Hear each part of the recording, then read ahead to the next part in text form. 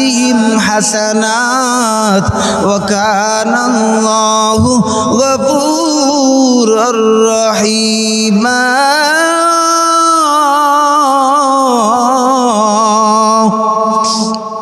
এজন্য আমাদের বেশি বেশি তওবা করতে হবে।